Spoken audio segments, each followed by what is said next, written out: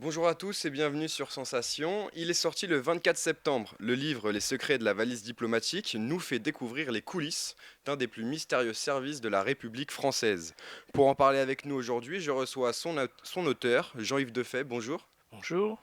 Alors vous êtes né à Rennes en 1942, vous êtes ancien professeur et journaliste.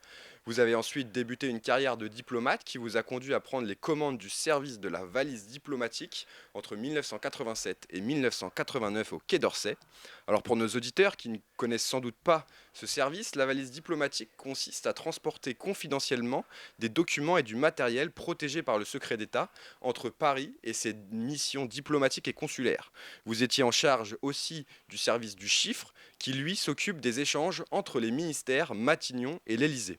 Alors d'abord, Jean-Yves Defay, au niveau du timing, pourquoi est-ce que vous avez décidé de sortir ce livre en 2020? Parce que j'ai commencé, quand je suis arrivé en retraite, il y a quelques années, à écrire les choses que je n'avais pas pu écrire de moi-même, puisque j'avais écrit toute ma vie, mais des choses professionnelles. Donc je me suis un peu plu à commencer à écrire. J'ai écrit des chansons, j'ai écrit des scènes de théâtre, j'ai écrit des choses comme ça, et puis quelques nouvelles qui ont été jouées en café-théâtre. Et puis, j'ai décidé, à partir de ma vie professionnelle, d'essayer de sortir des moments qui pourraient être décrivant des milieux ou des moments assez inconnus, aussi bien de mes collègues d'ailleurs que du reste du monde, si je peux dire. Vous avez été nommé chef de la valise diplomatique en 1987. Alors pour contextualiser un petit peu, à l'époque c'était François Mitterrand qui était le président de la République Ouais. et Jacques Chirac Premier ministre au moment où la Ve République connaissait sa première cohabitation. Qui vous a nommé à cette époque et pourquoi vous? Alors, j'ai été choisi par le Quai d'Orsay, c'est le ministère des Affaires étrangères qui nomme ces. Pourquoi moi, je ne sais pas. C'est parce que je devais être libre à ce moment-là, je suppose. Non, je venais de la direction du personnel. Peut-être qu'on avait vu comment je gérais les collègues, disons, puisque là, dans ma nouvelle fonction, j'avais un peu plus de 200 personnes à gérer. À à faire en sorte que tout se passe bien entre eux et entre eux et le service. Donc ça doit être pour ça, mais je ne sais pas. Quels étaient les moyens qui étaient mis à votre disposition au sein du service de la valise diplomatique? Alors en personnel, je vous l'ai dit, hein, il y avait 200 personnes. oui, il y avait pas mal de gens. Au point de vue matériel, j'avais une douzaine de gendarmes sur Paris, donc chaque gendarme va avec son cheval, sa moto, quelques petites voitures, des estafettes à l'époque. Deux camions et puis deux avions aussi, un moyen courrier disons et un courrier un peu plus lourd pour les transports de matériel lourd quoi, par définition. En ce qui concerne les agents, donc vous Ouais. avez dit plus de 200 personnes, comment est-ce qu'ils étaient recrutés, ces Alors c'est agents? pareil, certains venaient. Alors il y avait des recrutements très divers. Certains venaient par exemple de la Poste. Ils étaient mutés, enfin déplacés du ministère des Postes, puisqu'à l'époque c'était un ministère, au Quai d'Orsay, parce qu'ils avaient une connaissance du tri, du fonctionnement, du rythme du courrier, etc., etc. Les autres étaient nommés par les directions du personnel, la direction du personnel normale, disons.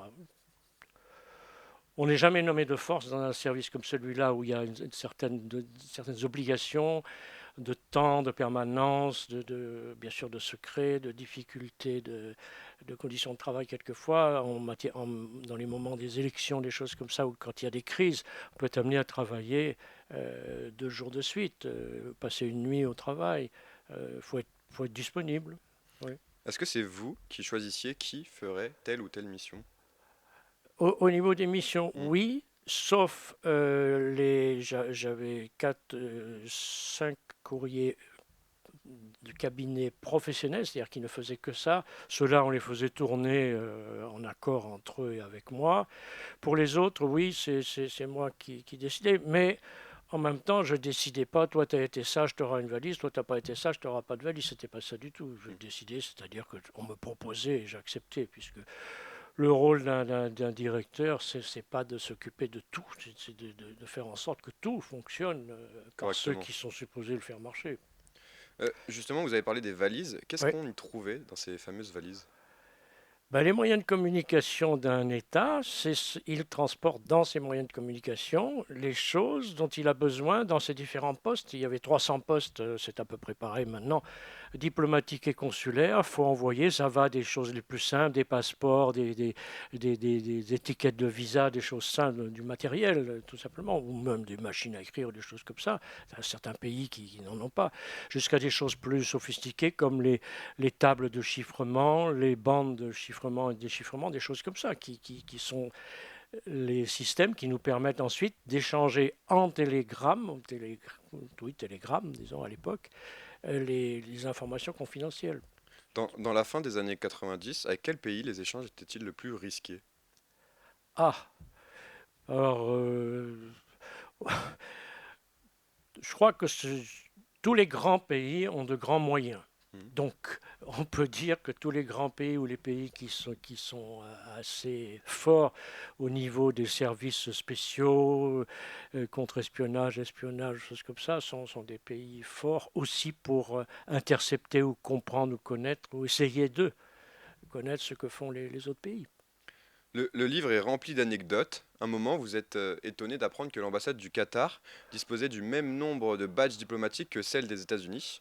Vous n'aviez donc pas renouvelé les demandes, ce qui vous a valu la réception d'un coup de téléphone. Est-ce que vous pouvez nous raconter?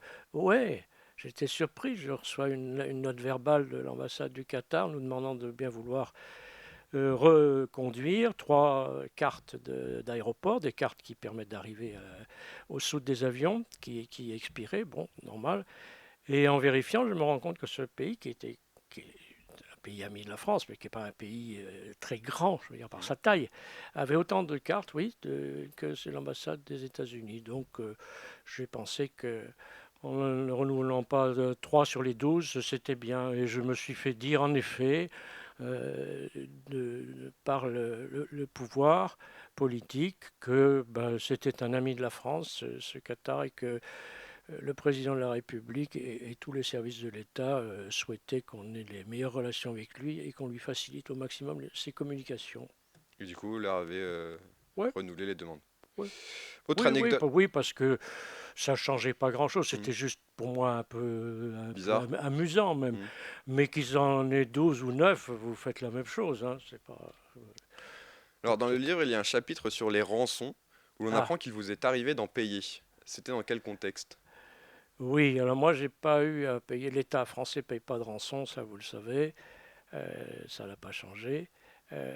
Par contre, les autorités politiques et administratives m'avaient dit que s'il y avait des cas humains, humanitaires, donc des gens qui avaient été enlevés par des bandits contre des rançons, leur vie contre une rançon. Si on n'arrivait pas à les délivrer autrement, je pouvais éventuellement le faire par la valise. Ça s'est produit notamment une fois où une première rançon a été livrée par quelqu'un de normal, j'allais dire, par les moyens normaux, et avant d'arriver chez les ravisseurs, il s'est fait assommer, l'argent a disparu, ça a fait un blessé de plus, et le kidnappé n'était pas libéré. C'était dans Donc, quel pays? un pays, en l'occurrence, c'est un pays en Amérique du Sud, mais il y en a bien. La Terre est ronde. En tant que chef du service diplomatique, vous avez même été amené à déplacer un avion à la main à Roissy. Ah, Racontez-nous. ouais.